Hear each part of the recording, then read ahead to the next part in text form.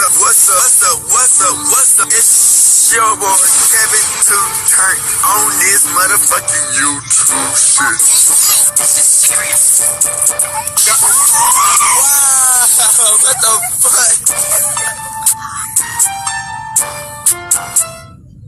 what the fuck? What's up? It's your boy. Can't show you do shit. Hey man, say man, we are lit, eh? Turn. Today, motherfucking day, straight hooding outside, big crib. Yes, sir, we out here. Now sizing up, man. Crip style, man. Make sure y'all like, subscribe, share the video, follow your boy, man. We giving out the real word, man. Hey, free Palestine and Congo.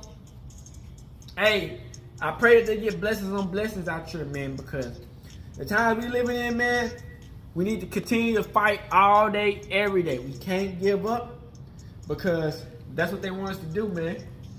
And we can't go along with what they want us to do. We gotta keep on going against the odds, man. You can do it. The person who's looking at these motherfucking videos, y'all can do it, man. Just each day you gotta start now. Start now, 2 days from now, but you gotta start. That's all that matters. If you start, you can't wait for that right moment, because sometimes that right moment could be the wrong moment. So you gotta start whenever you whenever you can. Don't just sit back. Go get the issue before that time is up. You know we living in the end times, so we gotta keep on going, man. Make sure you like, subscribe to videos. Come to the Black Hebrew Israelite. Let's get into this bitch. All right, boom. Today, it's my opinion day. Straight hooding outside. Big crib out here, man. So if we talk about this shit that's been going on with Diddy, man. Diddy!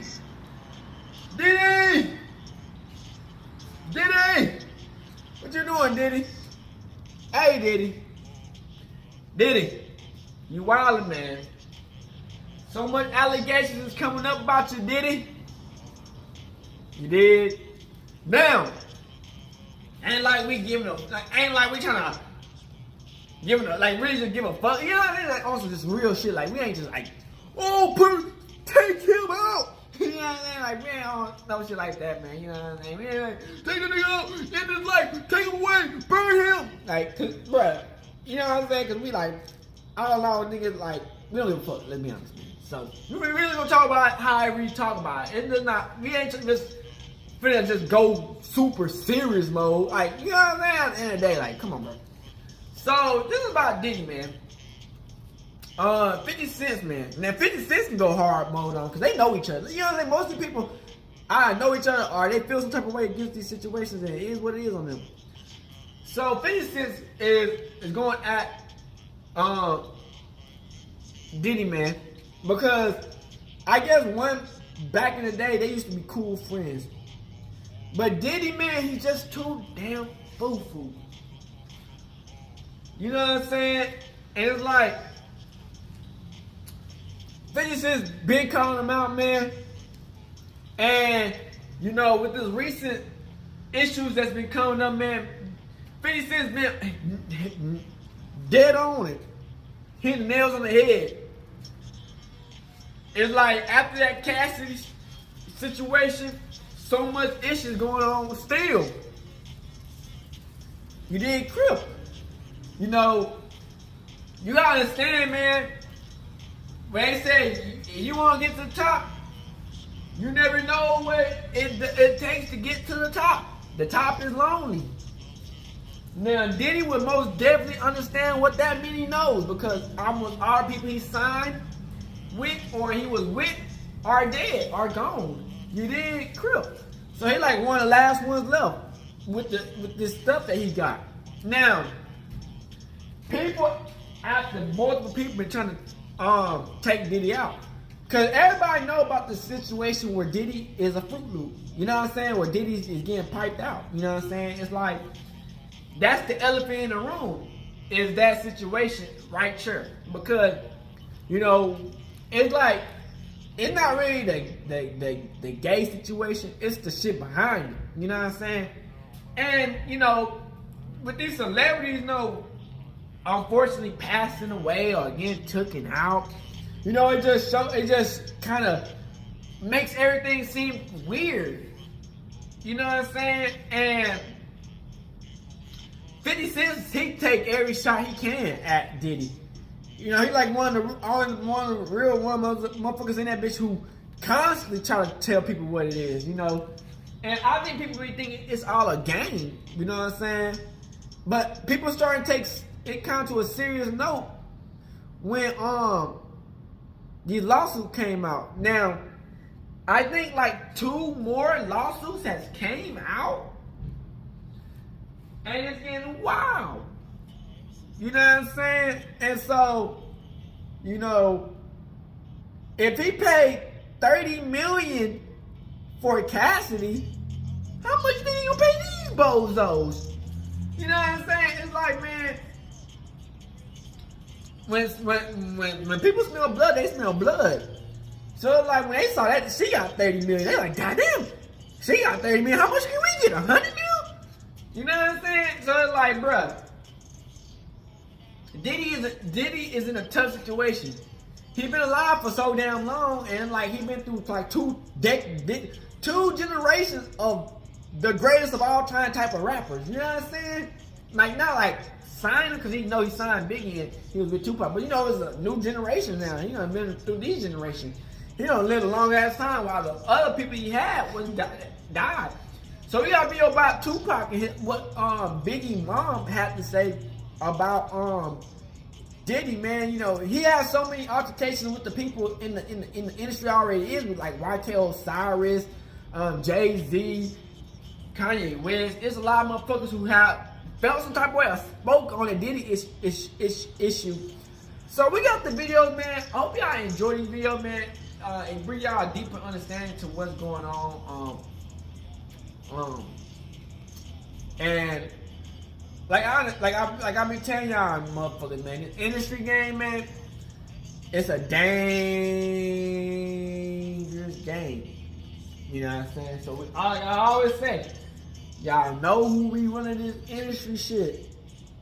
9 times out of 10, it's a white person who's controlling the shit. But hey, man, I hope y'all enjoy these videos, man. Make sure y'all fuck with your boy and let's get into the video.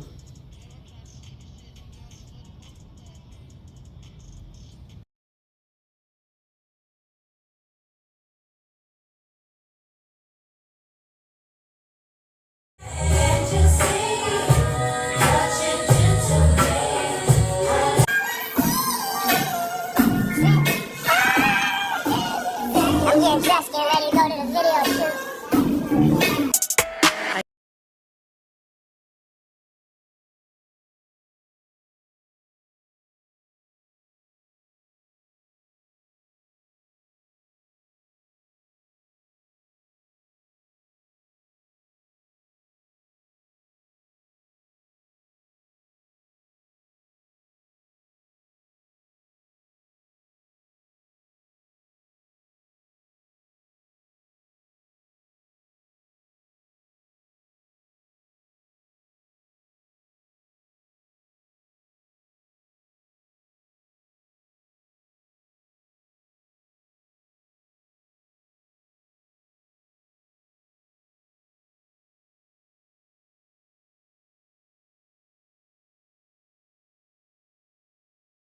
Shout out all over Central. This boy Goo Up.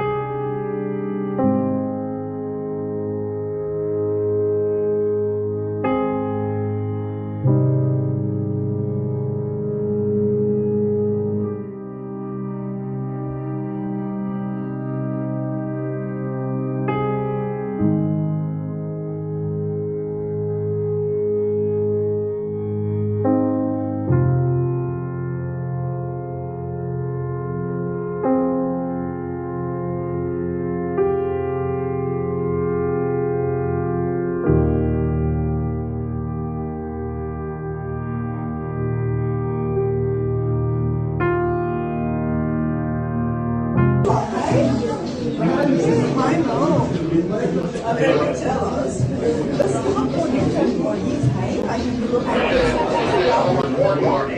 you so much, mate. You're a legend. Legend, mate. Thank you. Hi, look. Thank you so much. Good night,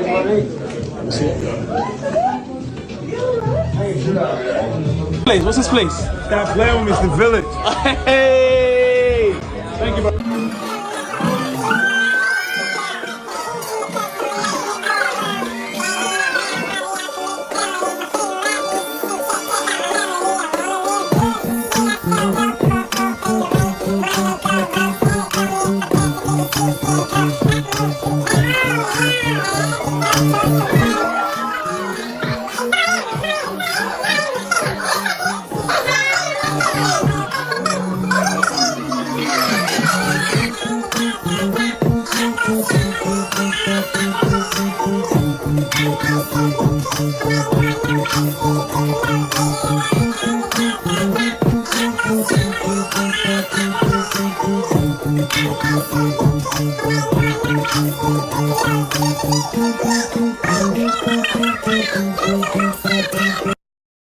Hey, what's happening, man? It's me, K Count, man. This is All Urban Central. I'm gonna keep it real, man. I don't like none of them. None of them. Anybody who stand next to somebody who try to hurt me, man, you been an op. You stand next to my op, boy, you get hit, boy. I don't care if you're my brother. You showing me who you with. So when y'all doing all that and y'all getting on them checks from that man and they ain't come back and look, ain't even throw a verse, yeah, it was up with y'all, man. Somebody, like I said, give me 200,000, man. I'll make sure these suckers never touch the city again, man. All this acting need to stop.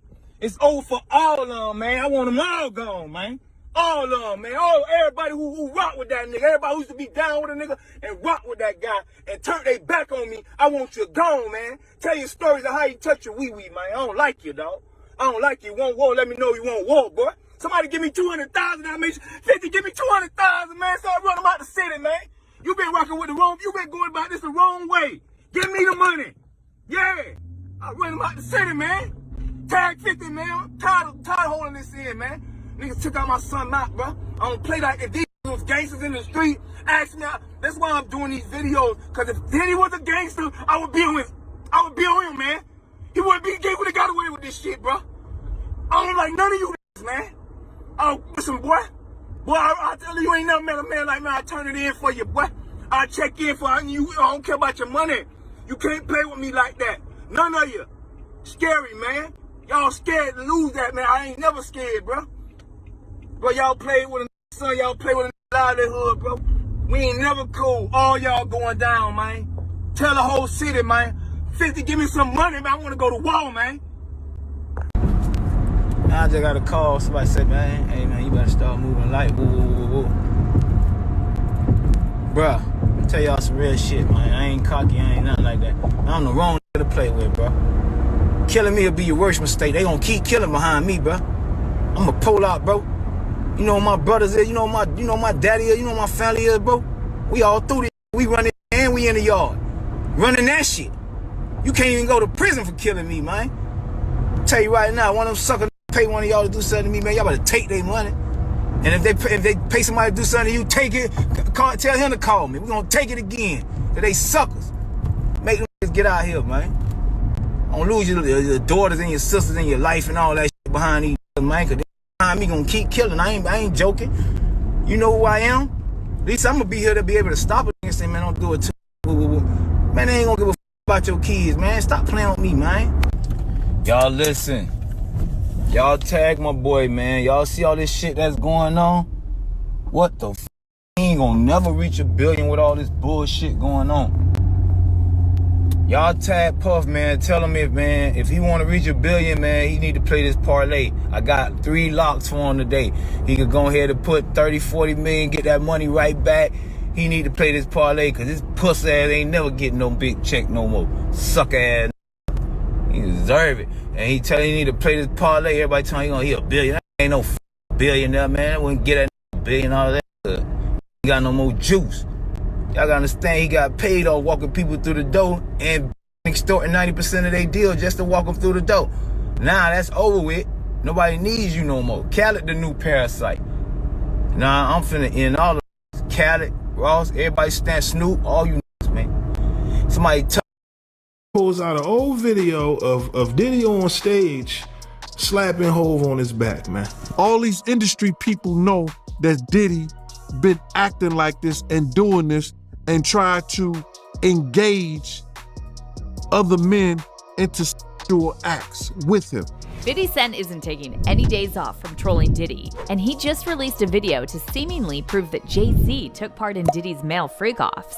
Now, we know that Diddy and Jay are still very close, because just months ago, Diddy said in an interview that only 2 people are allowed to call him by his government name, Sean, his mom, and Jay-Z. Diddy also still has a photo of him and Jay on his website, Combs Global, and it looks like he takes a lot of pride in their friendship. But is 50 Cent now implying that Diddy and Jay were more than friends at some point? Or is Jay staying silent on Diddy allegations because his closet is also full of skeletons? Let's get into it. Be fair, it's more. Let's go celebrate this. Ever since news broke that Cassie was suing Diddy for all kinds of depraved acts, including forced encounters with male S-workers, 50 has been exposing all kinds of messy details about Diddy. And now he also added Jay-Z in the chat, seemingly implying that Diddy and Jay have more in common than most people think. Now, 50 Cent and Jay-Z have been at odds for more than 2 decades, and at one point, 50 even accused Jay of buying his way to the top. Let them be fooled in America and think there's a competition there, because America can be purchased. We can buy it with marketing dollars.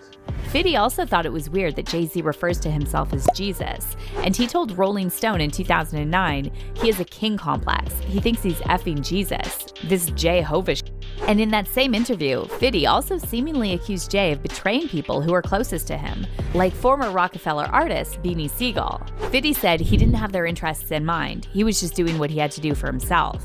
And it's not just 50 who thinks Jay ruined a lot of people to get to the top. Uncle Ron, who reportedly briefly worked as Beyonce's bodyguard, claimed that both Jay and Beyonce destroyed many people. Beyonce and Jay-Z will do anything to destroy anyone who speaks out against them. Cause see, I ain't Biggie. See, I ain't Beanie Siegels. I ain't Freeway. How you wrote all of them off the minute they did for you to get you to the top. But Uncle Ron also said something about Beyonce that fans think sounds very similar to what Cassie said about Diddy. Yeah, Beyonce's on drugs. She been on them for a long time, and you keep her that way. And then Jaguar Wright made even more serious claims, suggesting that a lot of people who were once in Jay's inner circle, like Big L, faced tragic ends. The first time I ever saw Jay-Z or even heard him spit a rhyme was at an MC battle, street battle in New York. But he didn't show up as Jay-Z. He didn't show up as the hottest rapper on the street. He showed up as the nigga that was with Big L. Rest in peace. Of you. Rest in peace, Big L. Rest in peace, Big L. One of the dopest. One of the dopest. Yes. Big L was who put Jay-Z on. Without question. And then Big L died, and then the next thing you know, Jay-Z. And as many fans pointed out, the way Jaguar described Jay-Z sounds very similar to how she and many others describe Diddy. Because the list of Diddy's associates who either died, got sick, or disappeared from the industry is longer than the list of his #1 records. By the way, Kanye also previously name-dropped both Diddy and Jay and Beyonce when he talked about celebrities who are controlled by the Hollywood elites, claiming that, unlike them, he can't be controlled because he never killed anyone. They can control Jay-Z and Beyonce. No, you, man. But they can't control me. And this truth is gonna be heard. Y'all can't send none of y'all Meek Mills, y'all Puffies, y'all Lil Boozies, none of these names, none of these people that have to listen to y'all because they have legal. I never killed nobody, right? I'm the that never killed nobody, right? But that means I can say whatever I want and not go to jail. Now, going back to Jaguar Wright, listen to what else she said about Jay-Z's relationship with Diddy. He starts clienteling with Tupac and clienteling with Biggie and doing songs with Biggie and building a working, camaraderie with Honeycombs and AKA Diddy. And why do you give him the honeycombs? Why do you give him honeycombs? Because he smacks so sweet. That sodomite. Later on in the interview, Jaguar also mentioned Jay-Z's problematic relationships with Foxy Brown, who was just 14 when Jay allegedly started grooming her, and Aaliyah, who was groomed by Jay-Z's friend, R. Kelly. By the way, Jay also met Beyonce when she was 16 and he was 28. This is him telling Charlie Rose in 2007 that he met Beyonce 10 years ago. So in 1997, Beyonce was either 15 or 16, depending on the month they met. But How long have you known her? Wow, a long time. How long? 10 years? However long she's been recording. That's when I met her. Well, don't you remember how long it was? Yeah, when I met her. I mean, was it 5 years ago? Was it? I met her 10 years ago. But did you say to yourself at that time, wow? That's a fantastic talent. Besides that, there's a long-standing conspiracy that Jay-Z was involved in the sacrifice of Aaliyah after she rejected his advances. Dame Dash claimed that Jay tried harder than anyone to get with Aaliyah, and allegedly, Jay asked Diddy to help him groom her. So Diddy started inviting Aaliyah to his infamous parties. However, Aaliyah wasn't interested in Jay because she liked Dame. And then in 2001, a tragedy struck when Aaliyah lost her life at age 22 in an unexplained plane crash in the Bahamas. The same year, Jay went public with Beyonce. Now, the reason so many people believe Aaliyah's death was an industry sacrifice is because eyewitnesses saw she was given a sedative and carried unconscious on the plane. Besides that, Dame Dash also revealed that Jay-Z knew R. Kelly essayed Aaliyah and illegally married her when she was 15, and yet he refused to cut ties with him. In fact, Jay went on to record a joint album with Kelly, and according to Dame, they also planned to go on a world tour. But then years later, they tried to do the tour. The best of the best. Yeah, but it still didn't work out. But you notice I wasn't a part of any of that, and the karma happens. But the thing I didn't understand is I was like, I know I'm not f***ing with that. And because of the moral challenge and him choosing one way, I knew morally we weren't the same. And now on top of all this, rumors are going around that Jay-Z and Diddy didn't just groom women, but were also allegedly involved in all-male freak-offs. Now, 50 Cent previously trolled Jay for trying to look like the artist Basquiat, who had relationships with both men and women. He imaged himself after a gay painter. The big homie wanted to look like a gay painter. What are we talking about here? We're talking about Basquiat. He wants to look like a gay painter. And then we all know how 50 has been trolling Diddy for years about being on the DL. He even implied that Diddy tried to make a move on him. Then Puff was like, first he was amping him to get style. Then he was like, so when we gonna get the chance to kick it, like we could just hang out, nigga, we gotta kick it. This is Puff. Okay. He telling me we gotta kick it, and he was like, why don't we like go shopping or something? I mean, like I pay for it. And I was like, what the this just say? I got the away from him because I was like, this just tell me he take me shopping. And this is goes on. But there's a little fruit pile. By the way, Diddy's former bodyguard, Gene Deal, claimed in a recent interview that those male S-workers Diddy forced Cassie to sleep with were actually for him. You know, Diddy, he enjoyed watching her get smashed by BBCs. So, what you think about that? Do you think she was the only one getting banged by him? Do you think this man had this woman search for prostitutes online just for them to have with her? It's something fishy about that, bro. Now, does this mean Jay-Z and Diddy participated in freak-offs together? Well, it looks like that's what 50 Cent is implying with his new post. 50 shared a throwback video of him on stage with Diddy and Jay-Z, showing Diddy slapping Jay's behind. He wrote in the caption, 20 machine guns only get 10 months. Diddy in the back, patting men's butts. Nah, I ain't with it. I ain't never been with it. Now, 50 may just be trolling again. However, fans are saying that at the end of the day, you're the company you keep. So the fact Jay-Z stayed friends with Diddy all these years must mean they have a lot in common. Someone said, Jay-Z's closet is not clean. This man is damn near on the same timing as Diddy. And another fan added, agreed. The only difference is that Diddy's mess has been publicized for quite some time. Jay, on the other hand, has his wife to help balance out his image a bit better, so he doesn't seem as sinister. He's been trying to rebrand for the last decade, trying to put on this air of serenity and altruism as if he's a saint. It's all a facade. But let's hear your thoughts on this. How much do you think Jay-Z and Diddy really have in common? Comment down below. So what the fuck I'm living for? Like, why the fuck I'm on this earth for? Like, why? Like, Besides, why you haven't even haven't made no music? I haven't made no money for music in like two and a half years. Google his name, there's a rumor that pops up that he was Diddy's boy toy. The music world is opening up in ways we've never seen before. And now, YK Osiris is opening up about a tough time he went through. He's sharing his story about facing a mental breakdown, claiming he felt used and passed around by industry giants like Diddy and Drake. Rumors about YK being linked to Diddy started swirling when they reportedly went to Jamaica together. Not only that, but YK spent a significant amount of time at Drake's mansion and even got a tattoo of Drake's brand. However, things took a surprising turn when YK posted a video expressing thoughts of ending his life and mentioning demonic spirits in the industry. What really happened to YK Osiris? Did Diddy and Drake play a part in causing his breakdown? Let's dive into the details. I can't wait to run into him again. See, what you gonna say to him? Puffy was playing with your booty in Miami.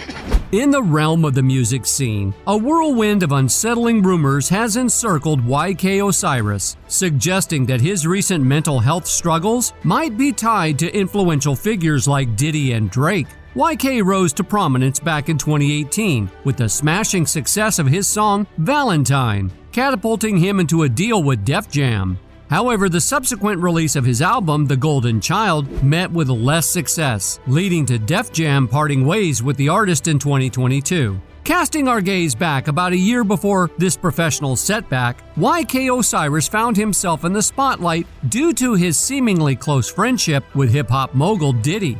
Observers noted the frequent hangouts and even raised eyebrows over a reported trip to Jamaica in early 2021 that the two undertook together. Whispers began circulating, hinting that YK might have taken on a new role in Diddy's circle. Fueling the speculation, YK reposted a shirtless photo that Diddy had shared on Instagram, embellishing it with praying heart emojis, prompting fans to ponder the nature of his gratitude. Further adding intrigue, YK posted a now deleted photo of himself enjoying a massage, all the while mentioning Diddy, and another image that enthusiasts speculated was taken by the hip-hop icon. Several months preceding this Jamaican escapade, YK had disclosed that he was selling off his collection of high-end cars, revealing financial difficulties after the success of his single, Worth It. When YK Osiris decided to take a fancy trip to Jamaica, some folks on the sidelines began wondering who was covering the expenses. Some fans shared their thoughts, recalling the initial excitement that they had for YK's music journey. They remembered how his catchy tunes made a mark when he first burst onto the scene. However, as time passed, this fan noticed a change. Unless you actively kept up with YK, he sort of faded into the background. Out of the blue, he started popping up more frequently, leaving his fan with a nagging suspicion that something might be off. Expressing their concern, this fan put forward a theory that black men, especially those hanging around in certain social circles, like the ones associated with Diddy, might be facing uncomfortable advances from influential figures in the industry. Some fans pointed to a troubling pattern where those who either resist or fall out of these circles end up facing unexpected challenges. This set the stage for a string of rumors, and things got even more intriguing when YK's ex-girlfriend joined the conversation, throwing more fuel on the fire. She boldly claimed that their breakup happened because she caught him with another man. In a straightforward social media post, she shut down inquiries, emphasizing that she saw what she saw.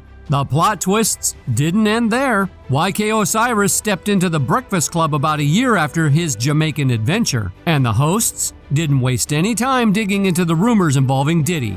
Expecting a serious response, they were met with laughter. YK chuckled off the rumors, asserting that his time in Jamaica was spent with a female companion, not supporting the speculation circulating about him. Now, let's break down what all this might mean. YK's journey into the limelight began with excitement and promise. His initial songs, often referred to as bops, resonated with many listeners. However, as time passed, he seemed to drift out of the public's awareness, only to reappear more frequently recently. This sudden resurgence sparked questions and suspicions among fans. The concerned fans shared a belief that certain social circles, especially those associated with influential figures like Diddy, might pose challenges for black men. There was a suggestion that these men might face unwarranted advances within the industry, creating a concerning pattern for those who resist or fall out of such circles. These speculations gained momentum when YK's ex-girlfriend openly claimed that their breakup was linked to her catching him with another man. This revelation added a layer of complexity to the ongoing narrative, creating a buzz around YK's personal life and experiences. When YK Osiris finally addressed these rumors on The Breakfast Club, the response was unexpected. Laughter filled the air as he dismissed the rumors, insisting that his time in Jamaica was simply spent with a female companion. Y'all heard it, but I think it'd be crazy little talking stuff. When you heard it, what did you say to yourself? Because I know your I people. ain't worried about it. But your partner. In that same interview, YK Osiris spilled the beans about his tight friendship with Drake. A video went crazy on the internet showing Drake making a deal with YK, saying he owed him a whopping $60,000 because of a gambling debt. Drake was like, No. So you lying to these women when you make a song like "Be My Girl"? Be my girl? Yeah. Nah, I'm not lying. It's called "Be My Girl." So Yeah, that be my means you girl want for a girl. sure. But I ain't gotta be your man to treat you like a man. I mean, I don't gotta be your man to treat you. Say that again. Now. I don't gotta be your man to treat you like a man. You owe me 60 bands, and you have to perform the song right now in the crib. What are we talking about? What are you talking? but Drake was serious, playing the song and telling YK to give a full-on performance. It was a wild situation. But YK in the interview made it clear that Drake is like a brother to him, denying any idea that Drake was trying to embarrass him. He emphasized that when they bet or gamble, it's more about having a good time than the money. However, another strange video popped up showing YK doing sit-ups on Drake's private jet, while Drake's artist Baka was teasing him. Some fans thought they were just goofing around, but others noticed that YK didn't seem like he was having much fun at all. But wait, there's more. YK took his dedication a step further and got "00" tattooed on his arm as a shout-out to Drake. Now, things took a bit of a twist. In October 2022, when YK decided to go live on Instagram while driving, and he shared some pretty heavy feelings. He said he doesn't feel like he has any friends left in the music biz, and even talked about wanting to end his own life, saying, "I just want to die. That's all I want to do. I want to crash out right now." What the fuck you bring my name up for? Like, niggas crazy, man. Like, fuck all that shit, man. Like, nigga, like, I just wanna die. That's what I wanna do. I wanna fucking die. That's what I wanna do. I wanna just crash out right now and just like. At first, some folks thought YK was just upset about losing connections in the industry and made jokes about it. But later, YK posted another video to set the record straight. He talked about how people don't really understand what goes on behind the scenes in the music world. YK also called out fellow rappers who, in his view, talk a big game about love and God, but are actually serving the devil. He told them to quit pretending their success is some blessing from God, because their actions don't line up with what God really wants. This whole incident shines a light on the tough stuff artists face in the music industry, revealing a side that's often hidden behind all the glitz and glamour. Before all these accusations about Diddy became widely known, many fans defended both Diddy and Drake, stating that their personal lives are their own business. However, there's now a theory circulating that these allegations are not about their pronouns, orientation, but rather involve a strange ritual among industry elites. Without delving into unpleasant details, this theory suggests that powerful individuals in the industry believe that imposing themselves on young people, especially young men, is a way to maintain their youthful energy. There are rumors that Diddy, too, pressured emerging artists to join his parties. A celebrity medium named Sloan Bella recently gained attention by claiming that Diddy's ex, Kim Porter, uncovered evidence of these rituals. Allegedly, she was planning to reveal this information in her book. Bella suggested that Diddy is on a mission to silence those who talk about these matters, emphasizing that being gay is not the issue. According to her, it may be culturally sensitive for him, but the real concern is the ritualistic and inappropriate behavior aimed at harnessing the energy of young individuals. Bella stated that Kim witnessed disturbing things during her time with Diddy, leading her to draw the line. Bella pointed out Justin Bieber as someone who allegedly experienced similar situations. And now some fans are drawing parallels with YK Osiris, suggesting he might be showing signs of being affected by these rumored rituals. While some dismiss this as another Hollywood conspiracy theory, social media comments reveal that many people are deeply disturbed by the idea that numerous young individuals in the industry end up severely impacted after dealing with influential figures like Diddy. But what do you think about all of this? Do you reckon that Diddy and Drake might have taken advantage of YK? Share your thoughts in the comments. And as we... So what the fuck I'm living for? Like, why the fuck I'm on this earth for? Like, why, like, Osiris, why you haven't even, haven't made no music. I haven't made no money for music in like two and a half years. Google his name, there's a rumor that pops up that he was Diddy's boy toy. The music world is opening up in ways we've never seen before. And now, YK Osiris is opening up about a tough time he went through. He's sharing his story about facing a mental breakdown, claiming he felt used and passed around by industry giants like Diddy and Drake. Rumors about YK being linked to Diddy started swirling when they reportedly went to Jamaica together. Not only that, but YK spent a significant amount of time at Drake's mansion and even got a tattoo of Drake's brand. However, things took a surprising turn when YK posted a video expressing thoughts of ending his life and mentioning demonic spirits in the industry. What really happened to YK Osiris? Did Diddy and Drake play a part in causing his breakdown? Let's dive into the details. I can't wait to run into him again. See, what you gonna say to him? Puffy was playing with your booty in Miami. In the realm of the music scene, a whirlwind of unsettling rumors has encircled YK Osiris, suggesting that his recent mental health struggles might be tied to influential figures like Diddy and Drake. YK rose to prominence back in 2018 with the smashing success of his song Valentine, catapulting him into a deal with Def Jam. However, the subsequent release of his album, The Golden Child, met with less success, leading to Def Jam parting ways with the artist in 2022. Casting our gaze back about a year before this professional setback, YK Osiris found himself in the spotlight due to his seemingly close friendship with hip-hop mogul Diddy. Observers noted the frequent hangouts and even raised eyebrows over a reported trip to Jamaica in early 2021 that the two undertook together. Whispers began circulating, hinting that YK might have taken on a new role in Diddy's circle. Fueling the speculation, YK reposted a shirtless photo that Diddy had shared on Instagram, embellishing it with praying heart emojis, prompting fans to ponder the nature of his gratitude. Further adding intrigue, YK posted a now deleted photo of himself enjoying a massage, all the while mentioning Diddy, and another image that enthusiasts speculated was taken by the hip-hop icon. Several months preceding this Jamaican escapade, YK had disclosed that he was selling off his collection of high-end cars, revealing financial difficulties after the success of his single, Worth It. When YK Osiris decided to take a fancy trip to Jamaica, some folks on the sidelines began wondering who was covering the expenses. Some fans shared their thoughts, recalling the initial excitement that they had for YK's music journey.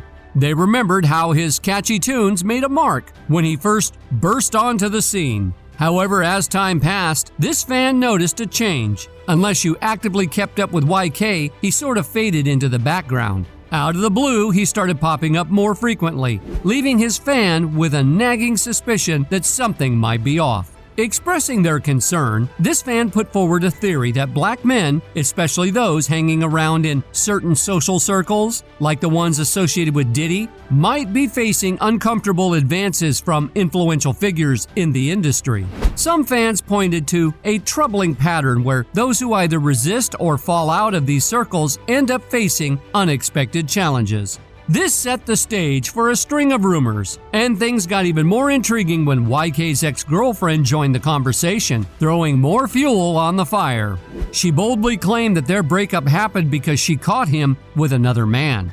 In a straightforward social media post, she shut down inquiries, emphasizing that she saw what she saw. The plot twists didn't end there. YK Osiris stepped into the Breakfast Club about a year after his Jamaican adventure, and the hosts didn't waste any time digging into the rumors involving Diddy. Expecting a serious response, they were met with laughter. YK chuckled off the rumors, asserting that his time in Jamaica was spent with a female companion, not supporting the speculation circulating about him.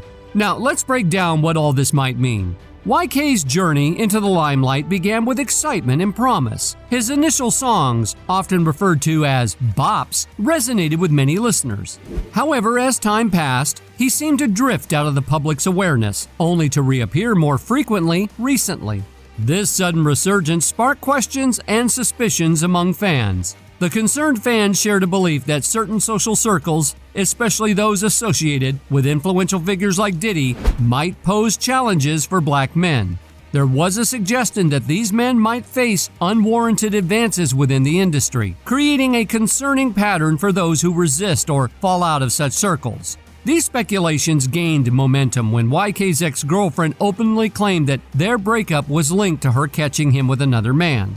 This revelation added a layer of complexity to the ongoing narrative, creating a buzz around YK's personal life and experiences. When YK Osiris finally addressed these rumors on The Breakfast Club, the response was unexpected. Laughter filled the air as he dismissed the rumors, insisting that his time in Jamaica was simply spent with a female companion.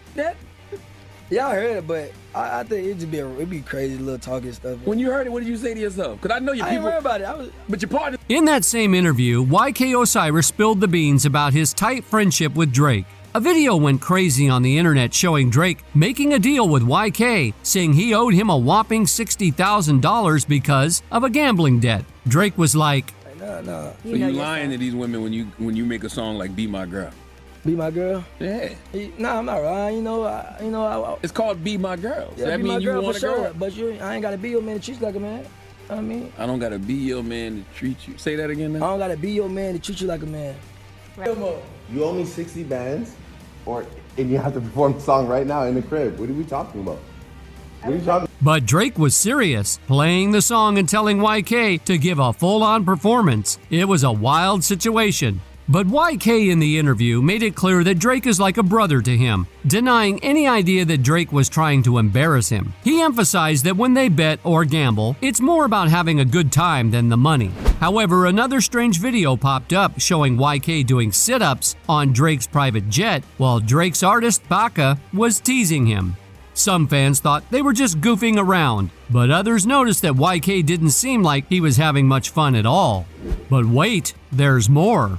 YK took his dedication a step further and got "00" tattooed on his arm as a shout-out to Drake. Now, things took a bit of a twist in October 2022 when YK decided to go live on Instagram while driving, and he shared some pretty heavy feelings. He said he doesn't feel like he has any friends left in the music biz, and even talked about wanting to end his own life, saying, "I just want to die. That's all I want to do. I want to crash out right now." What the fuck you bring my name up for? Like, this is crazy, man. Like, fuck all that shit, man. Like, nigga, like, I just want to die. That's what I want to do. I want to fucking die. That's what I want to do. I want to just crash out right now and just like. At first, some folks thought YK was just upset about losing connections in the industry and made jokes about it. But later, YK posted another video to set the record straight. He talked about how people don't really understand what goes on behind the scenes in the music world. YK also called out fellow rappers who, in his view, talk a big game about love and God, but are actually serving the devil. He told them to quit pretending their success is some blessing from God because their actions don't line up with what God really wants. This whole incident shines a light on the tough stuff artists face in the music industry, revealing a side that's often hidden behind all the glitz and glamour. Before all these accusations about Diddy became widely known, many fans defended both Diddy and Drake, stating that their personal lives are their own business. However, there's now a theory circulating that these allegations are not about their pronouns, orientation, but rather involve a strange ritual among industry elites. Without delving into unpleasant details, this theory suggests that powerful individuals in the industry believe that imposing themselves on young people, especially young men, is a way to maintain their youthful energy. There are rumors that Diddy, too, pressured emerging artists to join his parties. A celebrity medium named Sloan Bella recently gained attention by claiming that Diddy's ex, Kim Porter, uncovered evidence of these rituals. Allegedly, she was planning to reveal this information in her book. Bella suggested that Diddy is on a mission to silence those who talk about these matters, emphasizing that being gay is not the issue. According to her, it may be culturally sensitive for him, but the real concern is the ritualistic and inappropriate behavior aimed at harnessing the energy of young individuals. Bella stated that Kim witnessed disturbing things during her time with Diddy, leading her to draw the line. Bella pointed out Justin Bieber as someone who allegedly experienced similar situations. And now some fans are drawing parallels with YK Osiris, suggesting he might be showing signs of being affected by these rumored rituals. While some dismiss this as another Hollywood conspiracy theory, social media comments reveal that many people are deeply disturbed by the idea that numerous young individuals in the industry end up severely impacted after dealing with influential figures like Diddy. But what do you think about all of this? Do you reckon that Diddy and Drake might have taken advantage of YK? Share your thoughts in the comments. And as we... Diddy and Drake are two of the most powerful dudes in the rap game. And when they started beefing, it didn't take long for the situation to get real. So why did P. Diddy go from making hits with Drake to sending him to the hospital? Today we're breaking down the shocking story behind the scenes. Diddy and Drake started out as friends in the industry. They linked up in the booth for the track Loving You No More back in 2010, which was a big win for both of them. Drake was just starting to become a star in the rap game, so having an OG like Diddy around was huge. They got tight and were homies for years, but in 2014, everything changed. In December 2014, headlines started breaking that Diddy and Drake got into a fight at DJ Khaled's birthday party in Miami. Nobody even knew they had issues before the news came out, which made the whole situation even more shocking. According to witnesses, this is how it all went down. Diddy and Drake were both at Club Live to celebrate DJ Khaled's birthday, and at around 4 in the morning, Diddy sent a security over to Drake's table to give him a message. They told Drake that Diddy wanted to see him outside, and a few minutes later, both crews headed out the back door. There's not any video of what happened next, but they allegedly started yelling back and forth, and that's when Diddy started throwing hands. Some people say he just slapped Drake, but a witness who was at the club told the New York Daily News that Diddy punched Drake 3 times. A magazine editor named Ray Lemoyne had been at Club Live before it went down, and his homies who were still there told him what happened. It's not clear who his sources were, but he later said Drake definitely got the shit kicked out of him. Reports also said that Drake ended up in the hospital after the fight because he dislocated his shoulder. When the news first came out, a lot of people thought it was over Diddy's girlfriend, Cassie. Rumors were flying that there was something going on between her and Drake, but DJ Sam Sneak hopped on Twitter and said that it definitely wasn't about her.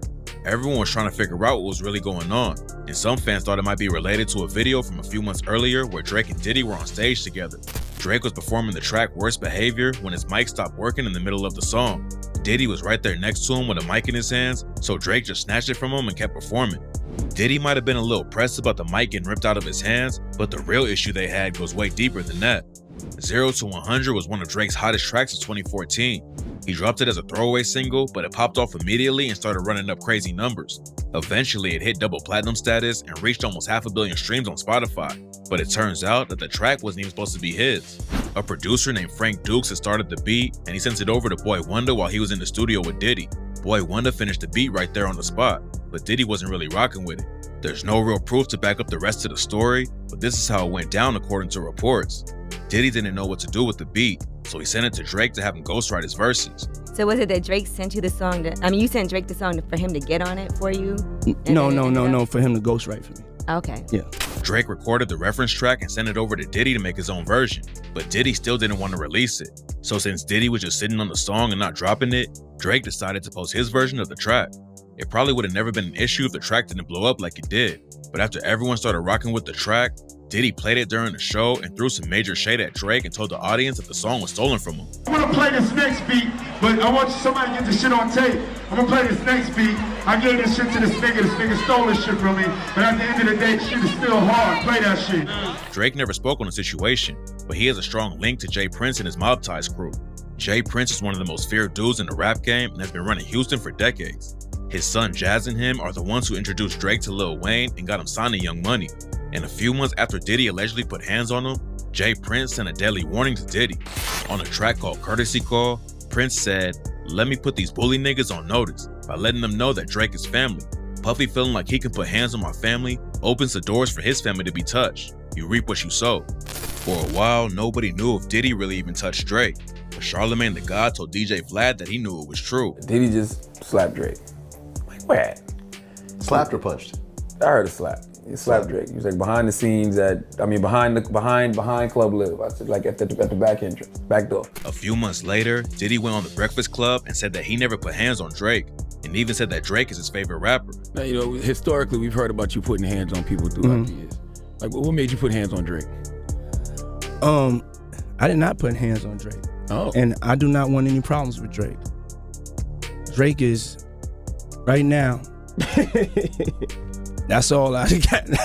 That's all I have to say. He's putting in his work. I didn't do nothing to Drake.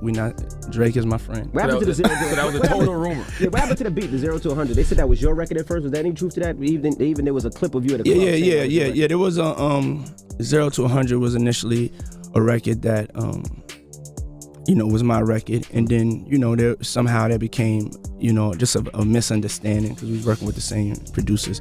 Honestly, it was a misunderstanding. Honestly, Drake is actually my favorite rapper. Kanye might not be the most reliable dude in the game, but he claims that the fight at Club Live wasn't the only drama Drake and Diddy had. According to Ye, they had another fight backstage at his Yeezy Season 1 fashion show 3 months after the situation at DJ Khaled's party. In an interview with Lex Friedman, Ye said that Diddy and Drake started some drama behind the scenes and Jay-Z had to step in to break it up. In the fashion show, you had Puff Daddy. At that time, Puff Daddy had beef with Drake. Drake still came to the show, and Jay-Z had to break up the fight backstage. After Jay Prince got involved, fans were worried that the situation could go from rap beef to something way more serious. But in May 2015, news broke that Diddy and Drake had squashed it. TMZ broke the news that they had a phone conversation and talked it all out. According to reports, Diddy and Drake realized they had a lot of festivals, parties, and award shows where they'd be seeing each other. So they decided to end all the drama so it wouldn't start messing with their money. Diddy said he never put hands on Drake, but a couple years later, Drake pretty much confirmed that something went down between them. On the track 4 p.m. in Calabasas, he referenced Diddy's album No Way Out and said, "They whole demeanor just spells envy. They trying to tempt me. The higher I get, the less they accept me. Even had the OGs trying to press me. Ha ha ha ha ha. No way out cause I'm already in it." And a lot of fans thought that Drake's laugh was making fun of the way Diddy laughed on the track Can't Nobody Hold Me Down. Then in 2018, he dropped the track Survival and rapped, "Taking shots with the GOAT," and talked about shots that we sending. "I've had scuffles with bad boys that wasn't pretending."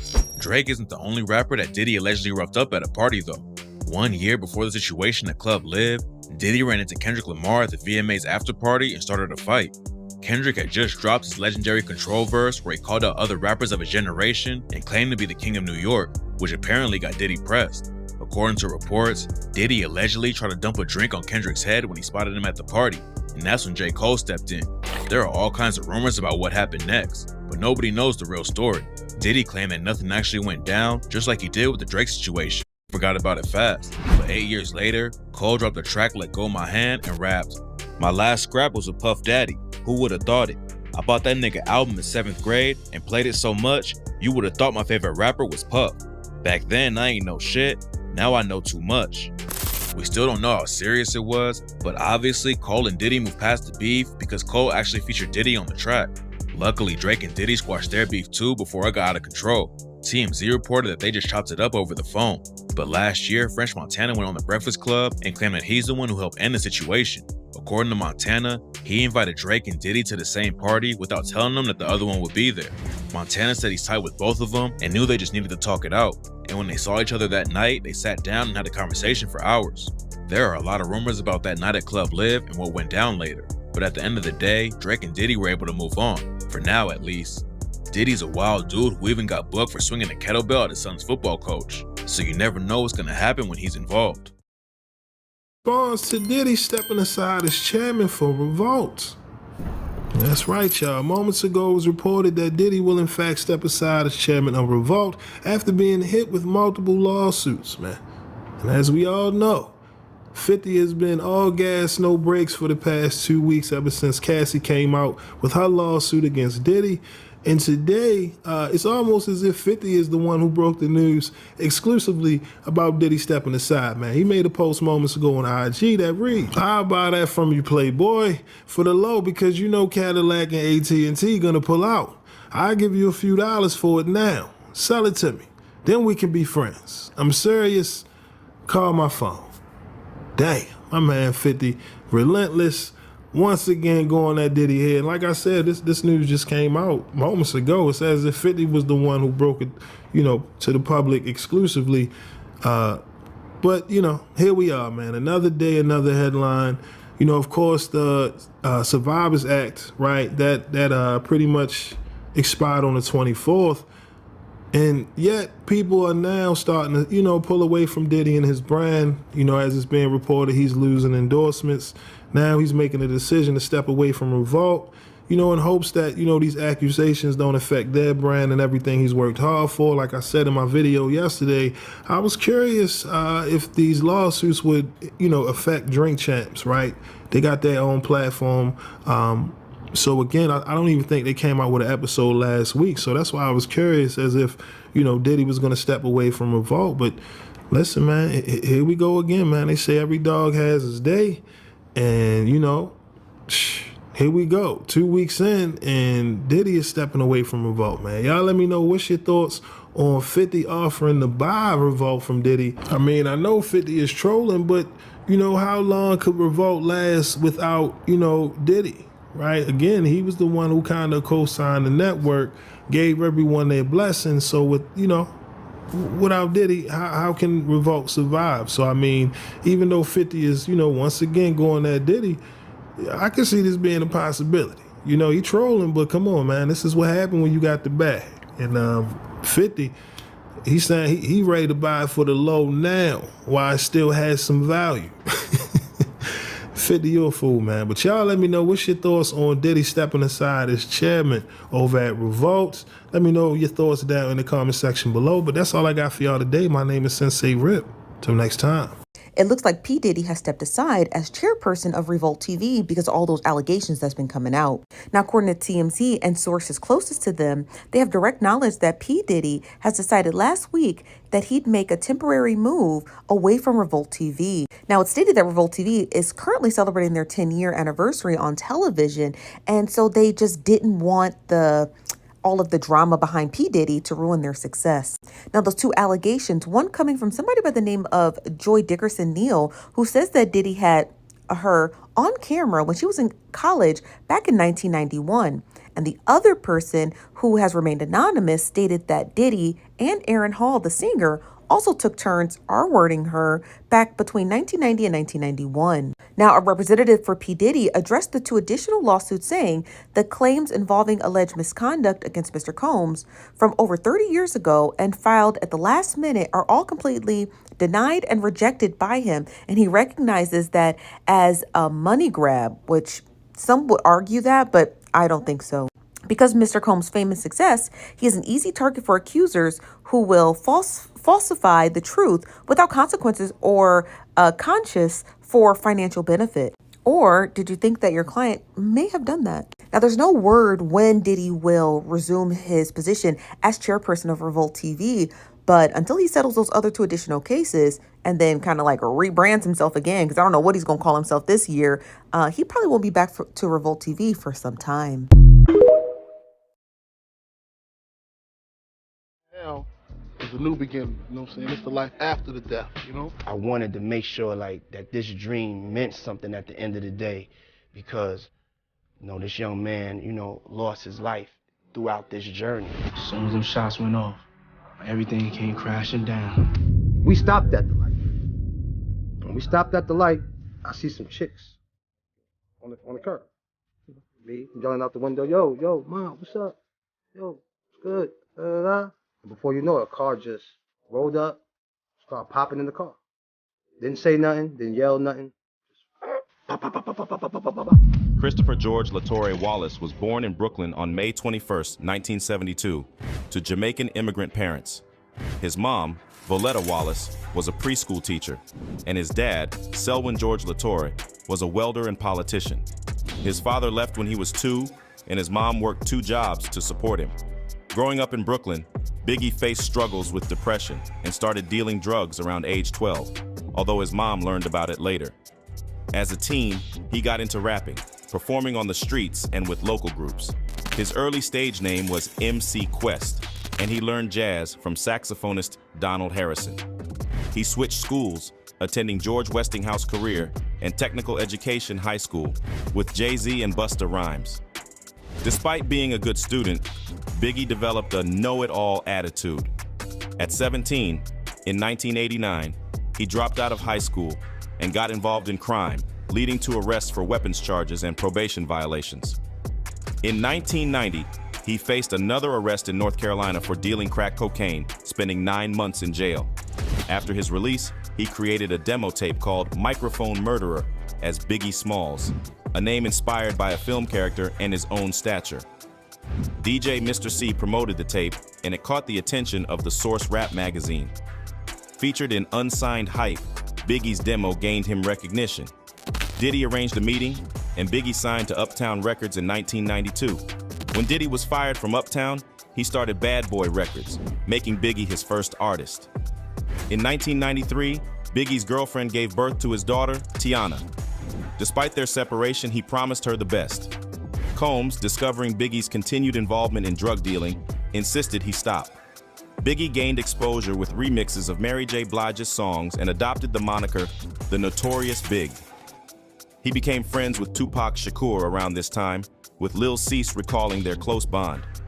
Biggie's solo track, Party and Bullshit, was released in 1994, and he appeared on remixes with LL Cool J and Busta Rhymes. The journey of the iconic rapper was just beginning. On August 4th, 1994, Biggie married R&B singer Faith Evans, whom he had met 8 days prior at a Bad Boy photo shoot. 5 days later, he had his first pop chart success as a solo artist with double A-side, Juicy, Unbelievable, which reached number 27 as the lead single to his debut album. Ready to Die was released on September 13th, 1994.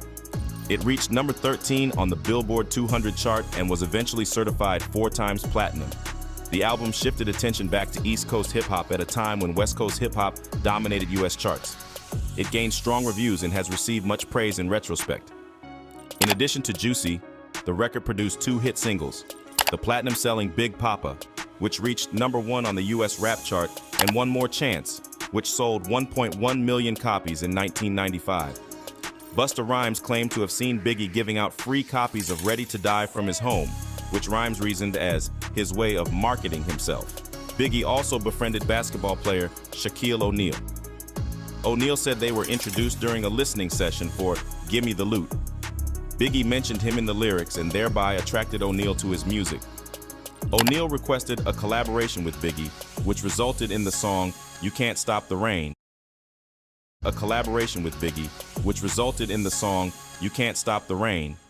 According to Diddy, Biggie would not collaborate with anybody he didn't really respect, and that Biggie paid O'Neal his respect by shouting him out. Biggie later met with O'Neal on Sunset Boulevard in 1997. In 2015, Daz Dillinger, a frequent Shakur collaborator, said that he and Biggie were cool, with Biggie traveling to meet him to smoke cannabis and record 2 songs. In the summer, Biggie met Charlie Baltimore, and they became involved in a romantic relationship. Several months into their relationship, she left him a voicemail of a rap verse that she had written, and he began encouraging her to pursue a career in rap music. Biggie was booked to perform in Sacramento. When his group arrived at the venue, there weren't many people there, and when they started performing, they were getting coins tossed at them. When they left, they were held at gunpoint in the venue's parking lot, allegedly set up by E40's goons who were angry about an interview Biggie did with a Canadian magazine. In August 1995, Biggie's protege group, Junior Mafia, Junior Masters at Finding Intelligent Attitudes, released their debut album, Conspiracy. The group consisted of his friends from childhood and included rappers such as Lil Kim and Lil Cease, who went on to have solo careers. The record went gold, and its singles, Player's Anthem and Get Money, both featuring Biggie, went gold and platinum. Biggie continued to work with R&B artists, collaborating with R&B groups 112 on Only You and Total on Can't You See, with both reaching the top 20 of the Hot 100. By the end of the year, Biggie was the top-selling male solo artist and rapper on the U.S. pop and R&B charts.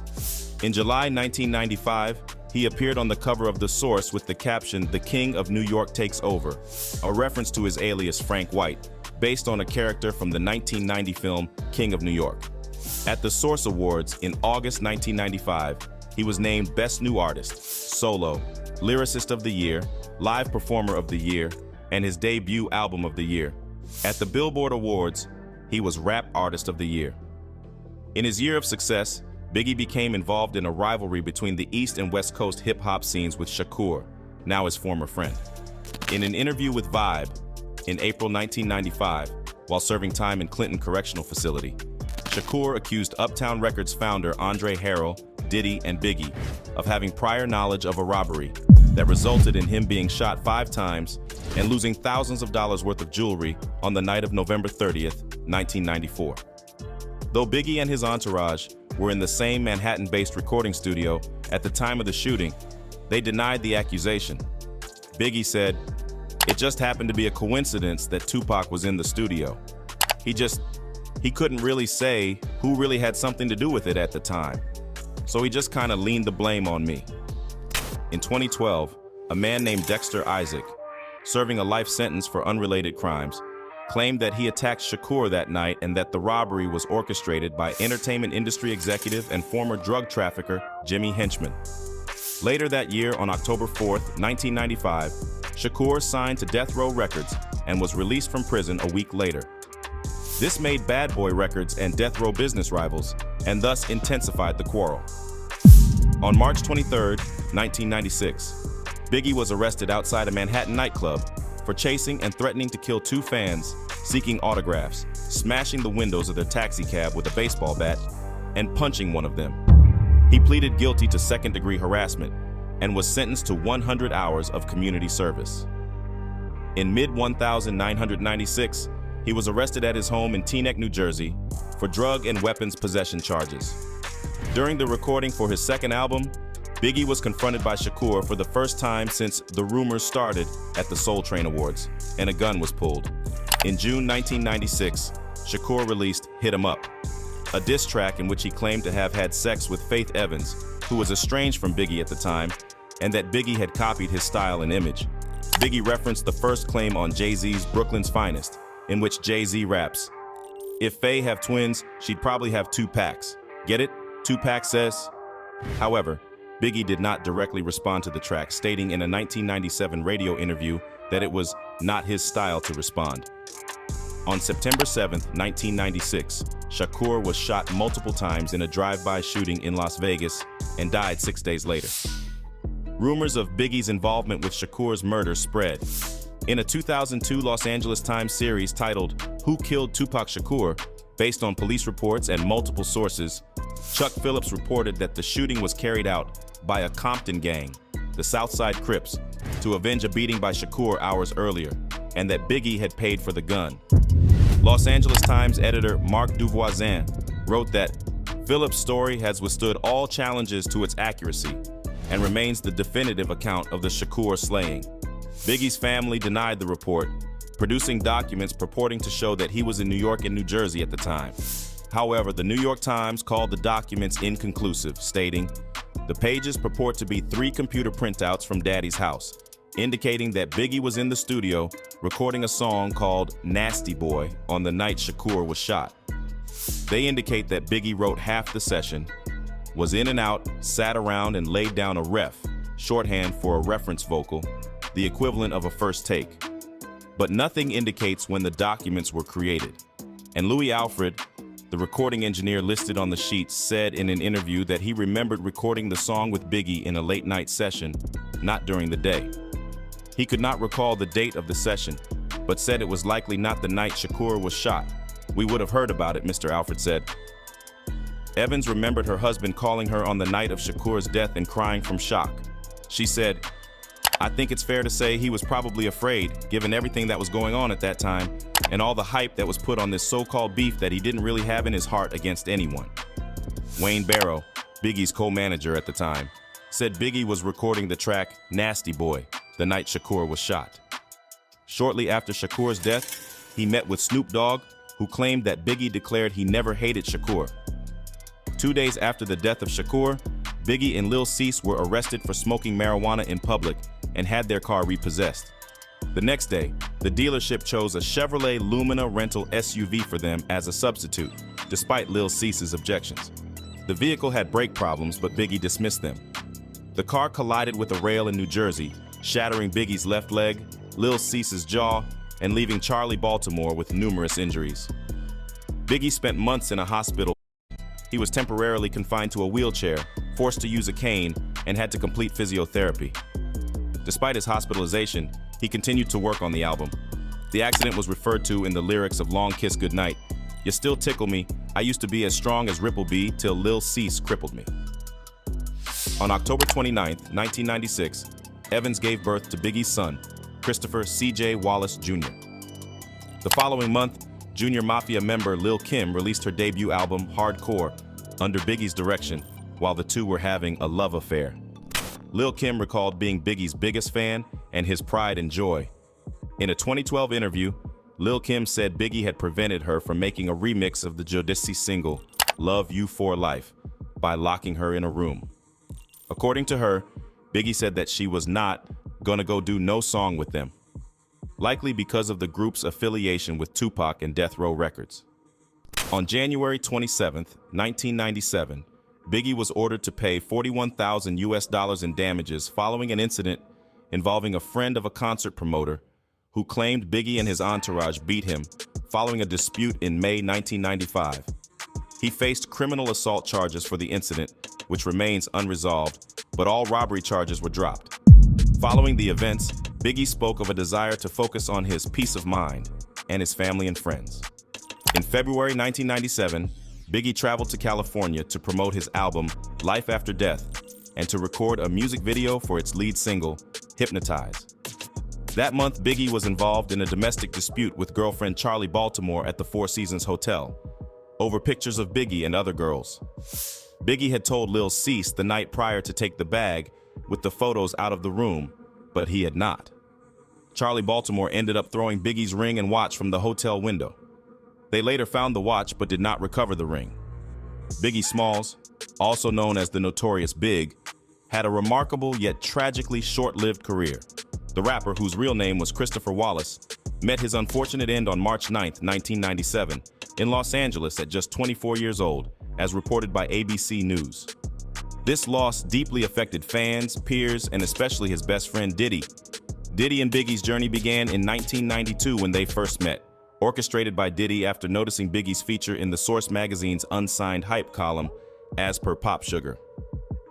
Recounting their initial connection, Diddy shared with Revolt via Pop Sugar, "The first time I met Big, I brought him to a soul food restaurant called Sylvia's, uptown in Harlem. I remember him sitting down and he really didn't have anything to say, so you have this big guy who has this in-your-face rap attitude but was quiet. Biggie, overwhelmed with the realization of his dream, couldn't even eat, expressing, I realized that's how big this moment was for him. This was really his dream. He couldn't even eat. He just wanted for this to really happen, and it happened. It was all a dream." Tragically, that dream was shattered when Biggie was killed, a burden that Diddy feels a sense of responsibility for. Their paths crossed in the early 90s, leading Diddy to sign Biggie Smalls to Bad Boy Records. By 1994, Biggie released his debut album, Ready to Die. However, the title turned tragically prophetic when Biggie was shot in Los Angeles 3 years later. In honor of the late rapper, the record label posthumously released his album, Life After Death, the same month, as reported by ABC News. Over the years, Diddy has candidly discussed his bond with Biggie. In 2017, he revealed feeling some sort of responsibility for his friend's untimely demise while appearing on The Wendy Williams Show. I think I always feel some sort of, responsibility because I'm in this thing with him. You know what I'm saying? He's my artist, and he was supposed to go to London that night. And, you know, I let him talk me into, you know, not going to London and staying in LA. And that, you know, that's something that really bothered me, you know, throughout my life, is sometimes you have to really go with that decision in your gut. And in my gut, I was like, you need to get on the plane. But sometimes when you don't listen to your gut, you know, and this is God's world, you know, it's his plan. Yeah. But you know, honestly, like, you know, that's one of the things I regret, not making sure that he went to London. The stories they tell, it's not truthful. And now people are sitting here believing. Every Biggie movie that you've seen, they say it's a drive-by. When the witness tell you the car was stood right there at the corner, the car was probably there all night. Diddy's ex-bodyguard, Eugene Gene Deal, spilled some serious tea, claiming that Biggie's murder wasn't a drive-by, and the shooter had been waiting all night. So, back in '97, when Biggie got fatally shot in LA, Deal, who was riding with Diddy that night, dropped some bombshells. Forget the drive-by tale. He says the car was chilling at the corner, not rolling. All those movies painting it as a drive-by? According to Deal, it's all fiction. And now, folks are swallowing these stories whole. Deal spilled the real deal. Every Biggie movie says it's a drive-by. When the witness tells you the car was stood right there at the corner, the car was probably there all night. This ain't the first time Deal's dished out his thoughts. He's been saying for a while that Biggie wasn't the main target that night. In an interview last year, he dropped a bombshell. He got a tip that someone was out to get Diddy, aka Puff Daddy, at the museum party that night. Puff, I've got some intel. The guys are coming to kill us tonight at the museum party, Deal warned him. And it's not just his words. FBI documents back up his claims. The file from 2018 reveals Deal intercepting a shady character approaching Diddy's car that night. He flashed his gun, basically saying, "Back off, dude." The suspicious guy walked away and hopped into a car parked at the same spot where Biggie got shot. According to Deal, that was the shooter's ride. Deal, Diddy, and the crew sped through the red lights classic move to avoid being sitting ducks. But here's the twist. Diddy's car breezed through, while Biggie's car halted. The document spills the details. The shooter hesitated for quite a while before shooting into Biggie's car. Because of this, Deal strongly believes Biggie was not the intended target, but that Combs was. There are many receipts that also point to Diddy, formerly known as Puff Daddy, having something to do with the death of Biggie. Reportedly, Biggie's family members, including his mom, believe that to be true. As you may have heard, Diddy has been giving publishing rights back to his former artists, and that includes Biggie, who signed to Diddy's label Bad Boy Entertainment upon its launch in 1993 and dropped his debut album Ready to Die in 1994. Soon after the release, Biggie was murdered, and ever since then, Diddy has been cashing in on Biggie's music. It's only now that he has given back the publishing rights to Biggie's family. Apparently, this is Diddy's way of apologizing, but as several people, including his former artists, have been saying, those publishing rights are worth nothing. Allegedly, Biggie's mom, Voletta Wallace, who has been asking Diddy to release the rights for years, is not happy about it. The family now sees that Diddy only wanted to profit from Biggie's music, especially after his death. Remember, Voletta previously revealed how little money Biggie received when he signed on with Diddy's label. She wrote about it in her 2005 book, Biggie Voletta Wallace Remembers Her Son Christopher. Based on what she wrote, she clearly didn't trust that Diddy had her son's best interests at heart. Sadly, Biggie accepted the illusion of a friend and mentor for about $25,000. That's the amount Puffy lured Biggie with, and it was a lot of money for him back then as a 19-year-old. He had never seen that much at one time in his life. It was enough money to make young Big believe that Puffy was ready to do anything for him. It was enough to buy blind love and loyalty. Reportedly, Biggie's mother still believes that Diddy may have been involved in the death of her son, and it had everything to do with money. Several other people have also said that Diddy wanted Biggie out of the way because Biggie had plans to sign to another label. He realized that Diddy was just using him. Gene Deal, a confidant, also claimed that Biggie planned to leave Bad Boy Records for a better deal elsewhere worth more than $60 million. In fact, Gene Deal confirmed that whatever happened to Biggie was definitely an inside job. There is also another former security guard who claims to have received offers to take care of Biggie. All these people can't just be imagining that Diddy had something to do with everything that happened. In addition, there were also rumors that Biggie gave Diddy a lot of good ideas about what to do with the artists on Bad Boy, both with their image and sound-wise. Biggie would mention it casually, and Diddy wouldn't say much. Next thing he knew, Diddy had the artist doing exactly what Biggie suggested, and Biggie never got a dime or any credit for the ideas he mentioned to Diddy. It's because of things like that that Biggie knew he needed to leave Bad Boy. Well, he died before he could leave the label, and just like with Tupac, the receipts have Diddy written all over them.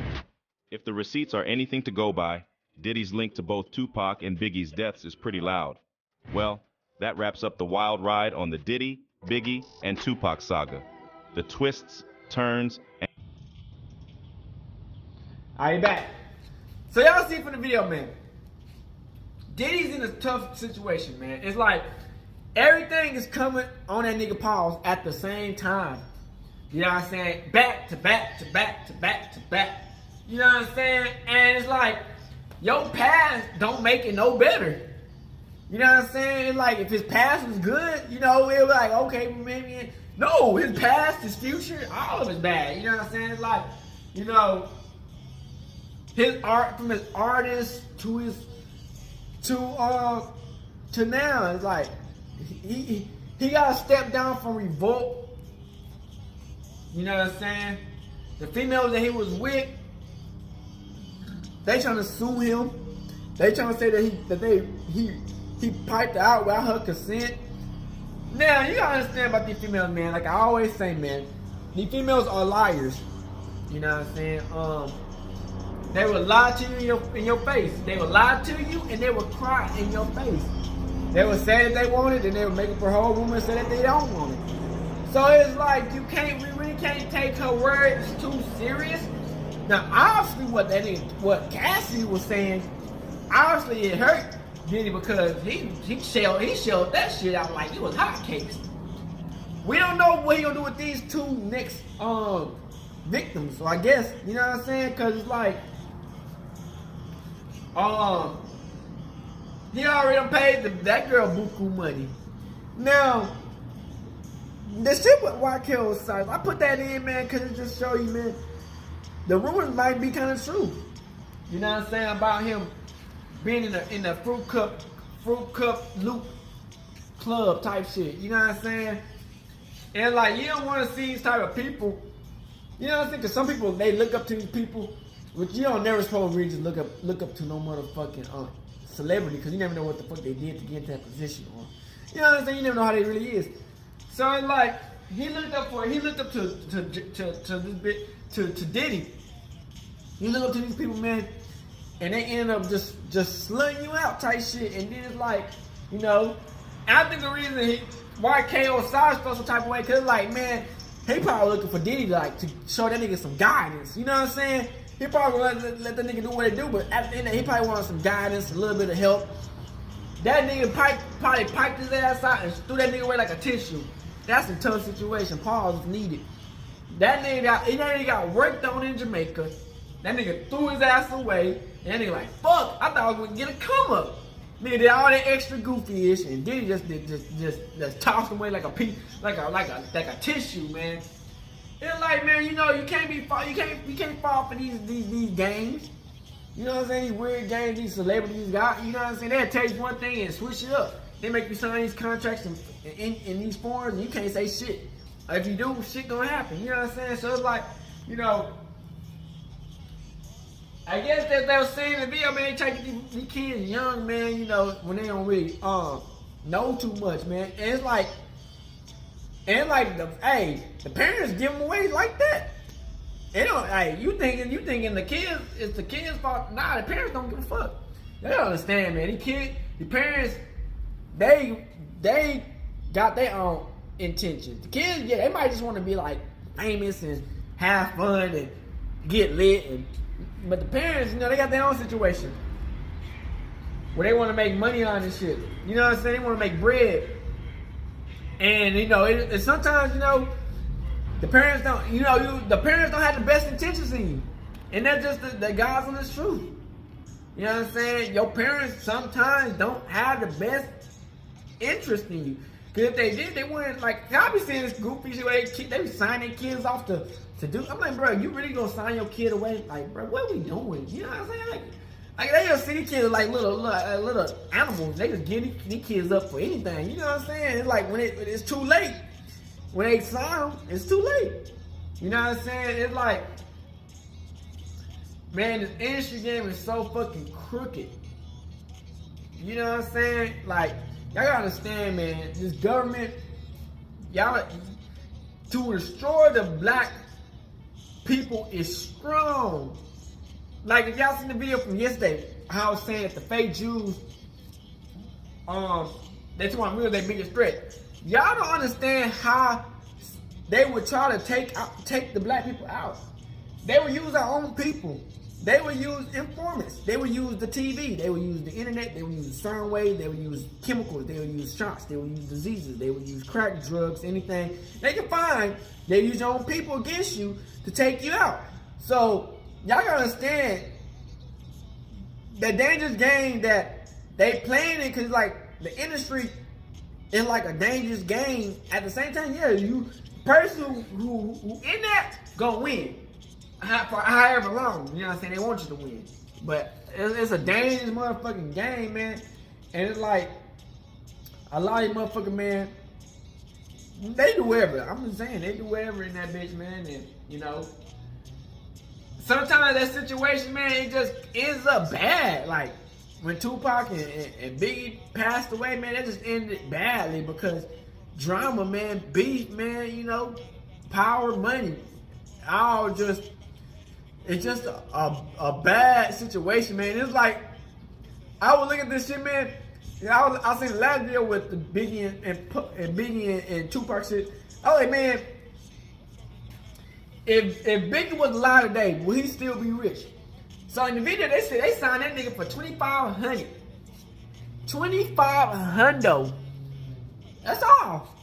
And that he was gonna re-sign to a new contract, which would have been over $60 million.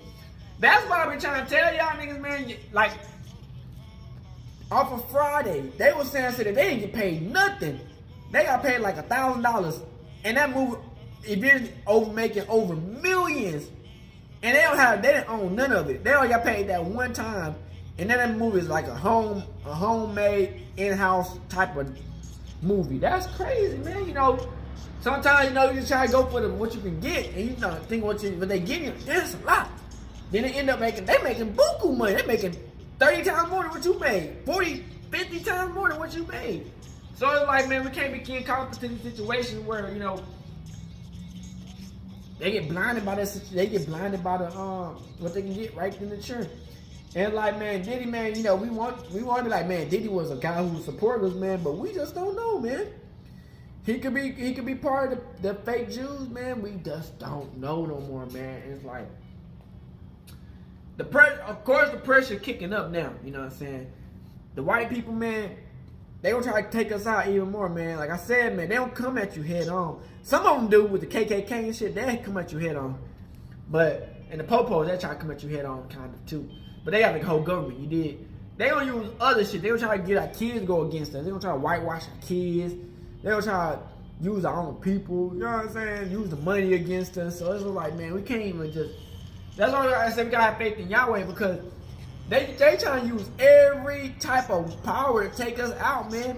You know what I'm saying? And it's like, man, Diddy, man, yo, it's just your record look bad. And they trying to say Jay-Z got some part to do with this shit too, man. I'm not even really trying to bring Jay-Z into this situation, man, because, you know,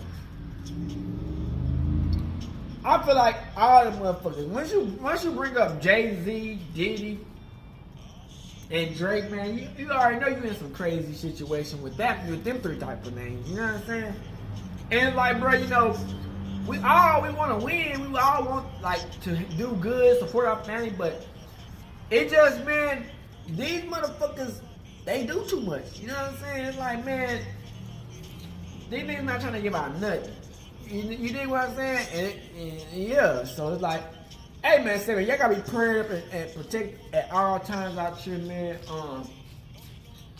this situation where there's 2 lawsuits coming in, man, he won the first one. So he can win the second one, third one. We just gotta see how long it's gonna take and what they gonna do next, man, with the allegations, man, and see how deep this shit is, man. Cause the last one, Cassidy, that shit sounded like they were just getting crazy. He paid the money too. That's wild, you know what I'm saying? So it was like, damn. She was getting beat on in the car. Oh, she wanted the money, but it's like, damn. You know what I'm saying? That nigga was bag it. So bitch ass, bitch, you hoe ass, bitch. Look at that. Damn, man. Hey, man, she waited for that NDA to come up, boy. She went ham. She said, fuck that. I'm trying to get the bag out this nigga. Hell nah, all that trouble. And she married a white dude. She fucked the game up. That's a whole ass shit, man. She's like, man, okay, this nigga wanna fuck me up. I'm gonna date this white dude and take his money. Man, that's some whole ass shit, man. Fuck that white dude, man, cause that nigga talking mad shit. One thing niggas ain't supposed to never do is try to fight a woman's battle. You ain't supposed to fight a woman's battle, bro. You like a goofy ass white dude. You know, oh yeah, I was trying to talk to Diddy. Y'all ready to squabble with that nigga. Shut your goofy ass up. You goofy ass hoe. Get your ass done up in this bitch, never to be seen again. She'll be missing another nigga and need another lawsuit. Fuck you talking about? Bitch gonna have to do another lawsuit after that shit. Trying to help that white dude gonna get popped playing with Diddy. Better stop playing, bro. You gonna take your goofy ass serious, man. Hey, man, man. Hope y'all like and subscribe to videos up, man. If y'all don't get anything from this situation, just remember, man, God is real, and you know what I'm saying. You never know when that time is near. You know what I'm saying.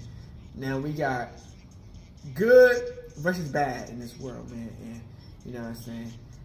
Hey, just stay prayed up, and when that time comes, we gonna be all protected, man. We out this bitch, hood, and outside crib. And I gotta see if it's a long enough video. You know how that goes, gang. Hey, Dad, you know, dog, when we link up, dog, this shit be legendary. You know this instrumental, you the engineer on it, so Kodak everywhere.